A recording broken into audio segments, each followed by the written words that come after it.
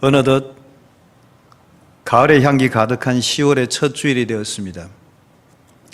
어느 시인의 글에 가을에는 기도하게 하소서, 가을에는 사랑하게 하소서, 이런 구절이 있는 것을 봤습니다. 여러분, 이 가을에 많이 기도하시고 또 많이 사랑하시기를 바랍니다.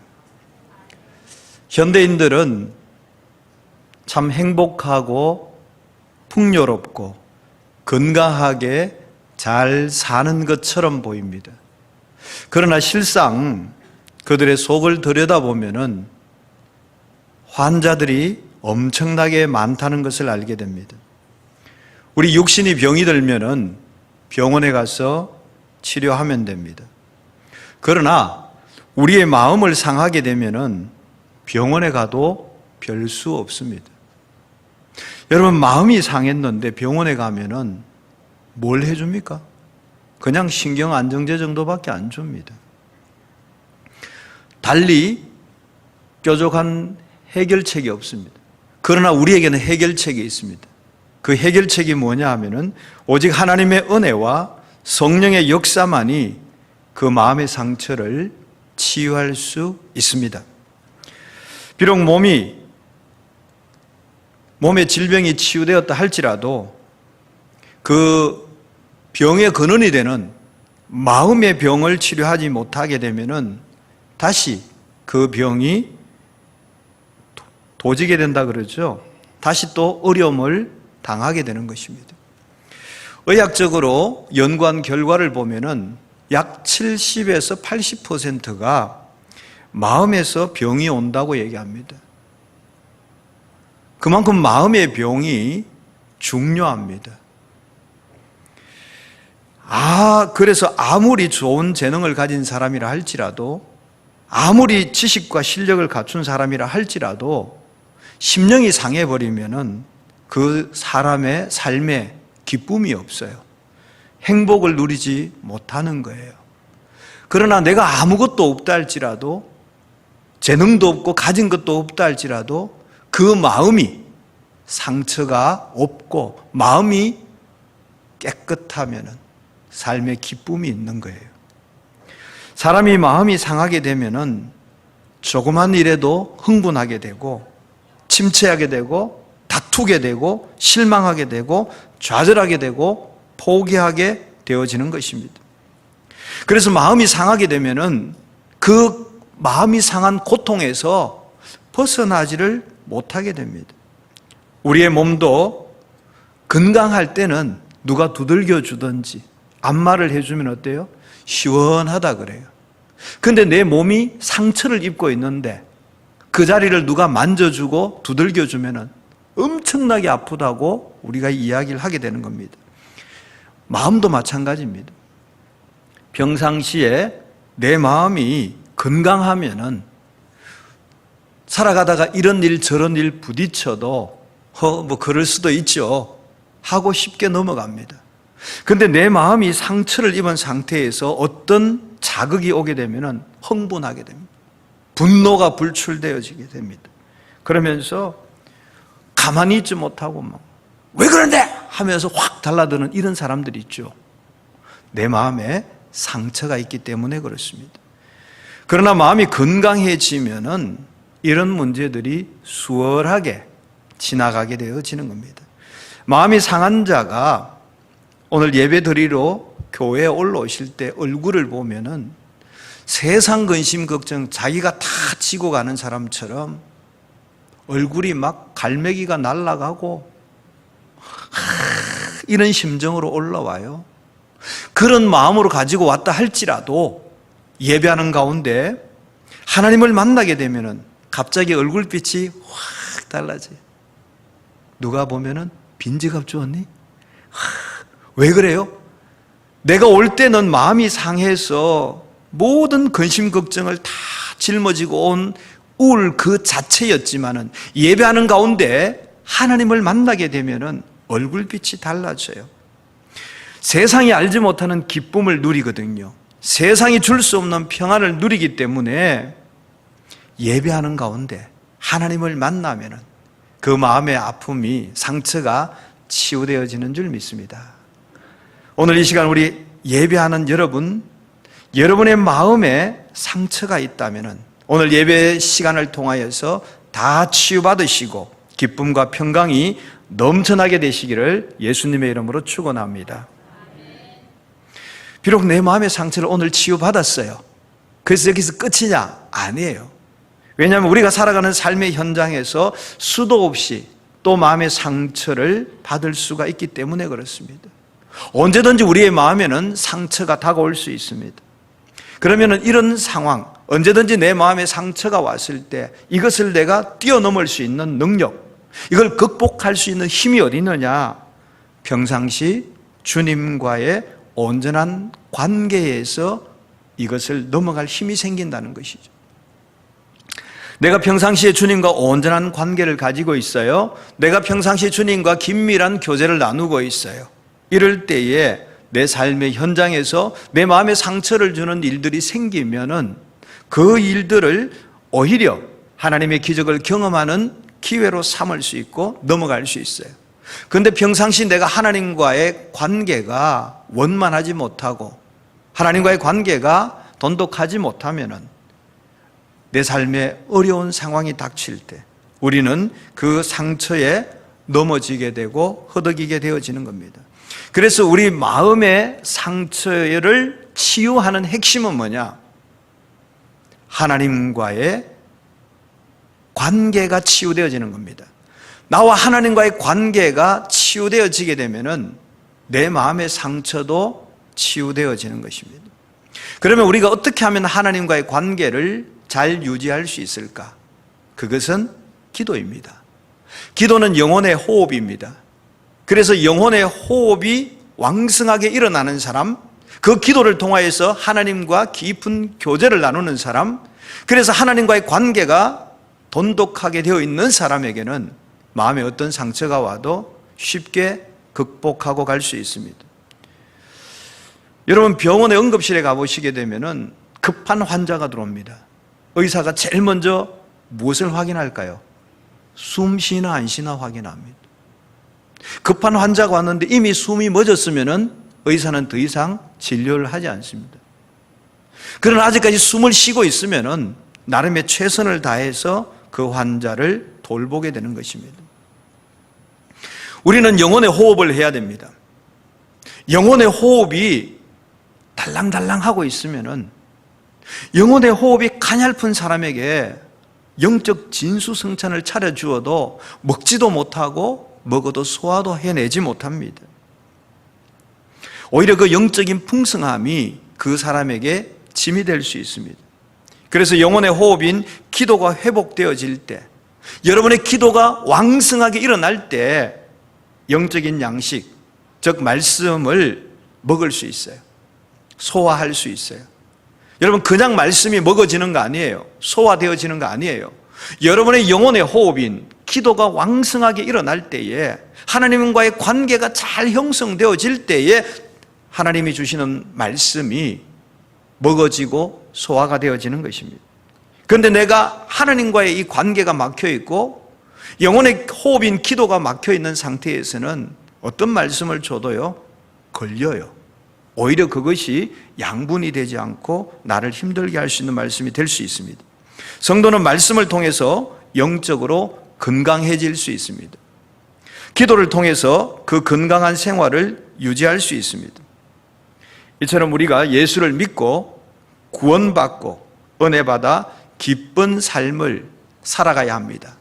그런데 우리의 삶 가운데서도 여러 가지 원인으로 인하여서 우리의 그 기쁨을 빼앗아가 버리는 경우가 있습니다. 내가 예수 안에서 날마다 기뻐야 하는데 그 기쁨을 빼앗아가 버리는 존재가 있는데, 그 첫 번째가 조금 전에 말씀드렸던 마음의 상처입니다. 내 안에 마음의 상처가 있으면은 우리가 영적인 열매를 맺을 수가 없습니다. 내 안에 마음의 상처가 있으면은 내게 다가오는 미움, 분노, 불안, 공포, 이런 것들을 이길 수 있는 힘을 그 마음의 상처가 빼앗아가 버립니다. 엔간한 경우는 내가 이길 수 있는, 이건 면역체계라고 그러죠. 건강상에서 면역체계가 있어요. 내 인생에 다가오는 환난, 어려움, 여러 가지 분노, 불안, 공포를 이길 수 있는 힘이 있어요. 면역체계로 준 힘이 있어요. 그런데 내 마음에 상처를 입어버리면 그 상처가 그 모든 면역체계를 빼앗아가 버리는 거죠. 이 마음의 상처는 마치 가시덤불과 같습니다. 그래서 믿음이 자라지 못하게끔 하고 또 열매를 맺지 못하게끔 막고 있습니다. 그래서 마음에 상처가 있으면 우리의 삶 속에 진정한 기쁨을 누리지 못하게 됩니다. 여러분 살아가시면서 마음의 진정한 기쁨을 누리지 못하고 믿음이 자라지 않고 성령의 열매가 맺혀지지 않고 여차하면 화가 나고 하는 것은 다 마음의 상처가 있기 때문에 그렇습니다. 오늘 읽었던 본문 잠언 18장 14절에 보게 되면은 사람의 심령은 그의 병을 능히 이기려니와, 즉 사람의 심령은, 우리의 마음은 우리에게 다가온 병들을 이길 수 있는 힘이 있다는 거예요. 그러나 그 심령이 상하게 되면은 그것을 누가 일으키겠느냐, 다른 말로 하면 견디겠느냐, 이런 얘기죠. 내 마음이 상하면은 내게 다가오는 그 병들, 상처들을 내가 견뎌내지를 못한다는 것이죠. 그래서 우리가 병원에 가면은 의사들이 병은 마음 먹기 나름입니다, 이런 얘기를 해요. 그게 성경적이죠. 사람의 심령은 그 병을 능히 이기려니와, 그 심령이 상하게 되면은 그것을 누가 견뎌내겠느냐. 그런데 이 마음의 질병은 다른 사람이 고칠 수가 없어요. 오직 하나님만이 고칠 수 있습니다.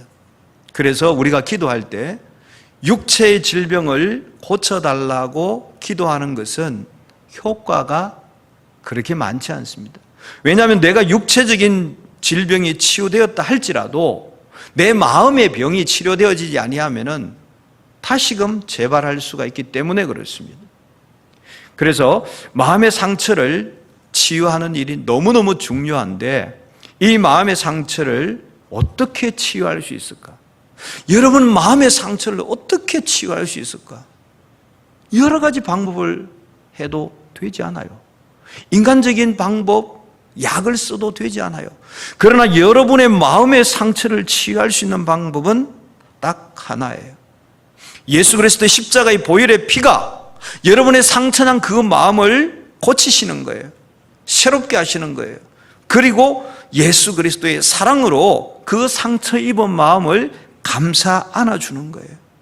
예수의 피로 고치고 예수의 사랑으로 안아줄 때 그 상처 입은 마음이 치유되어지는 겁니다. 치유되어질 때에 그 마음에 기쁨이 회복하게 되고 우리가 하나님의 자녀로서 이 땅 가운데 주님의 영광을 위해서 살아갈 수 있는 것입니다.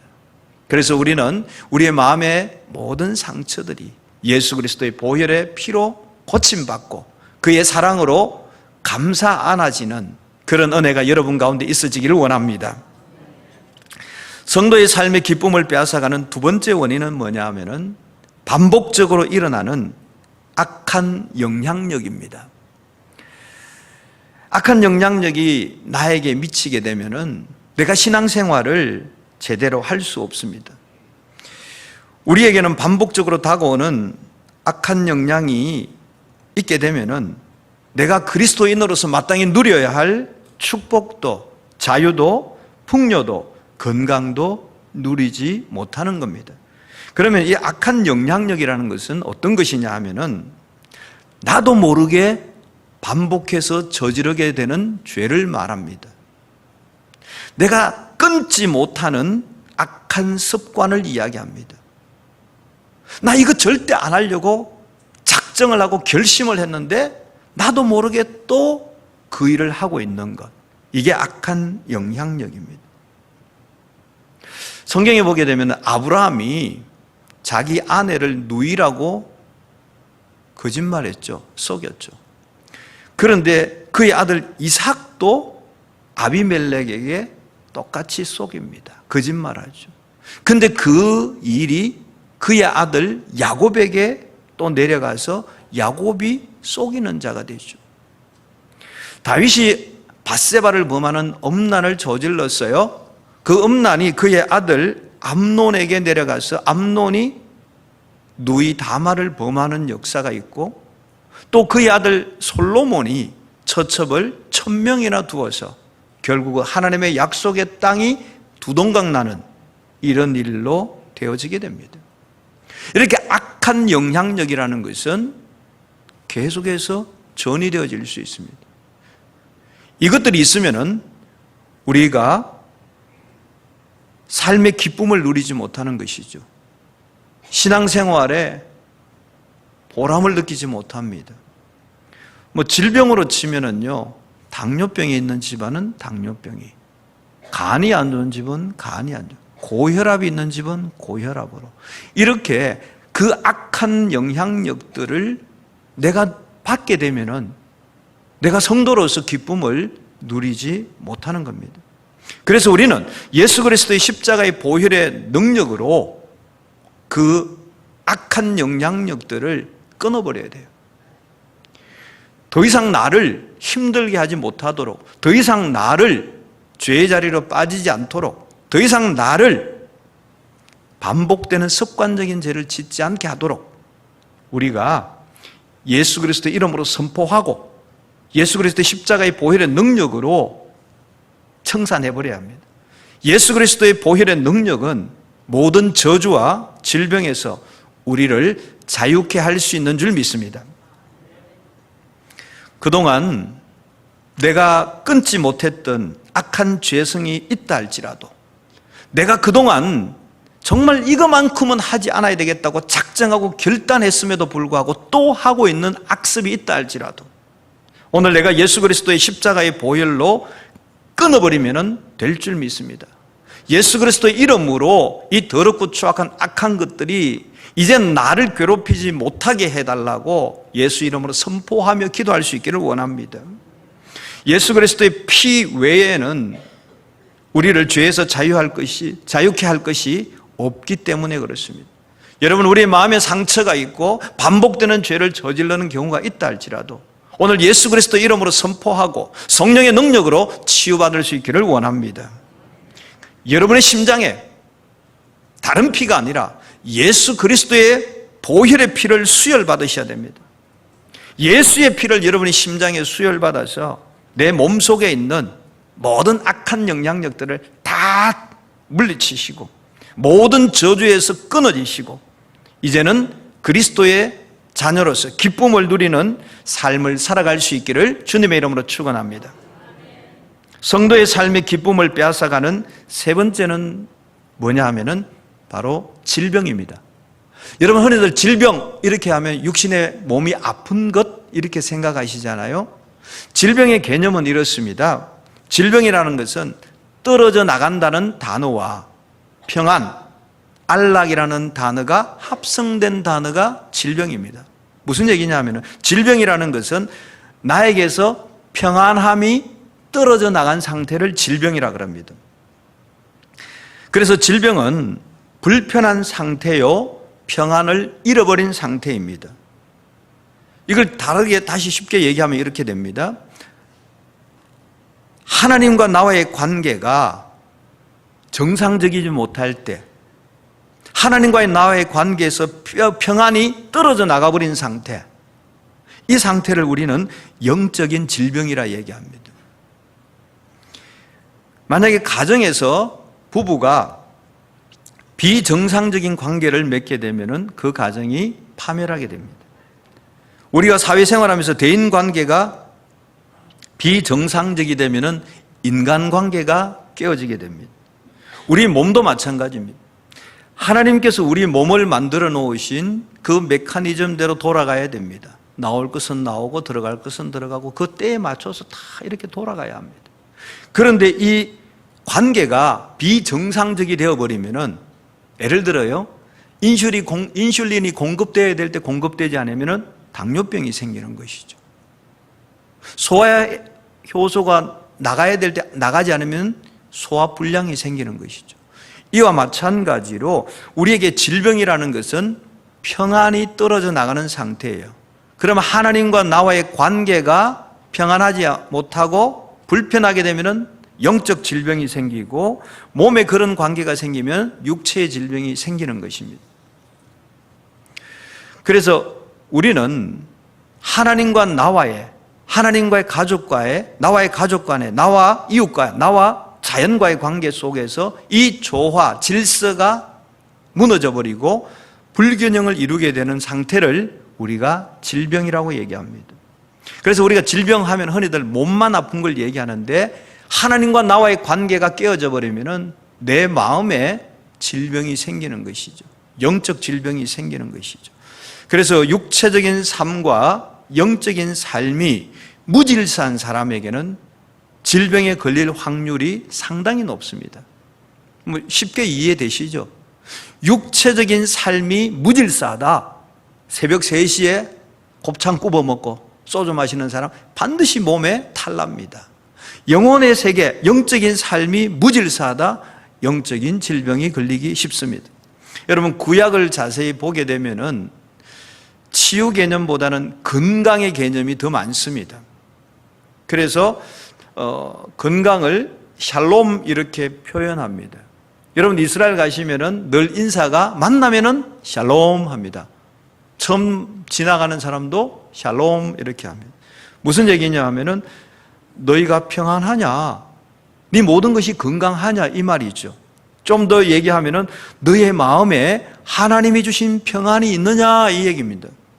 너희 마음에 하나님 주신 평안이 있느냐. 그래서 그들은 샬롬이라고 인사합니다. 그런데 신약 개념에 넘어오게 되면은 이 샬롬의 개념이 작고 치유의 개념이 많이 나오게 됩니다.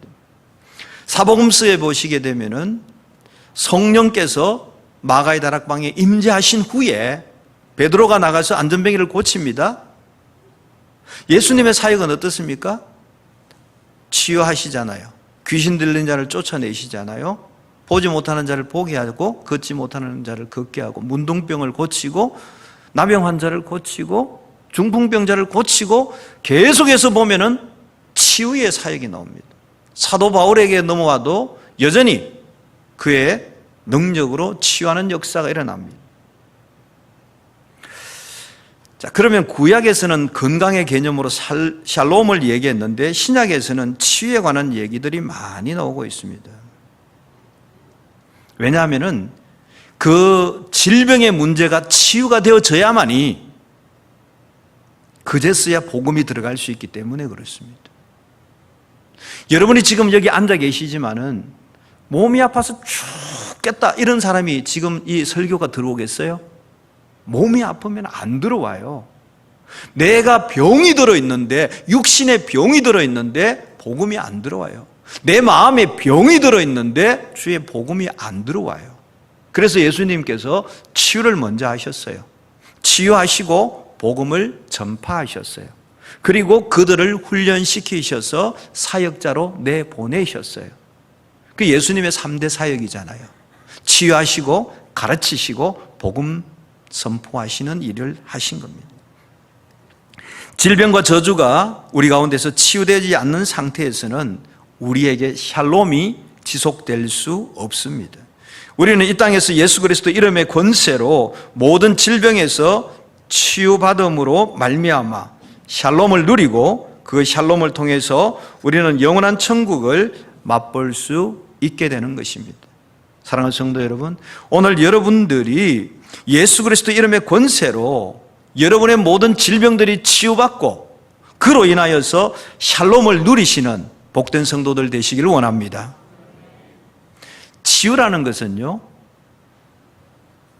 사단과 죄로 인해서 깨어졌던 부분들이, 무너졌던 부분들이 예수 그리스도의 보혈의 피와 성령의 능력으로 하나님의 기준의 온전함과 평강의 상태로 회복되어지는 것을 치유라고 말합니다. 치유를 위해서 어떤 사람들은 사람들에게 인정을 받으려고 하는 사람이 있습니다. 마음에 특히 상처를 입은 사람들은 누군가로부터, 사람들로부터 인정을 받으려고 합니다. 한편은 좋은 방법입니다. 그러나 그것은 더 큰 문제를 야기하게 됩니다. 인정에 갈급함이 있는 사람은 인정받으려고 무진장 애를 씁니다. 그래서 만약에 인정을 받지 못하게 되면 더 큰 나락으로 떨어지게 됩니다. 여러분, 내 마음의 상처를 치유받기 위하여서, 내 질병을 치유받기 위하여서 사람으로부터 인정받으려고 하는 것은 버리셔야 됩니다. 오히려 나와 하나님의 관계를 회복할 수 있기를 원합니다. 내 마음의 상처를 치유할 수 있는 것은 누가 나를 인정해 줬어가 아니라, 그거는 심리학자들이 하는 얘기예요. 하나님과 나의 관계가 회복되어질 때 비로소 내 마음의 상처가 치유되어지는 것입니다. 하나님과의 관계가 바로 되어지지 아니하면은 내가 이루었던 그 모든 것들이, 사람과의 관계든 뭐든 다 이루었던 것들이 한순간에 물거품으로 사라지게 되는 것입니다. 예수님께서 우리에게 새로운 계명을 주셨습니다. 두 가지죠. 하나는 하나님 사랑, 또 하나는 이웃 사랑입니다. 이웃 사랑할 때 어떻게 하라고 그랬습니까?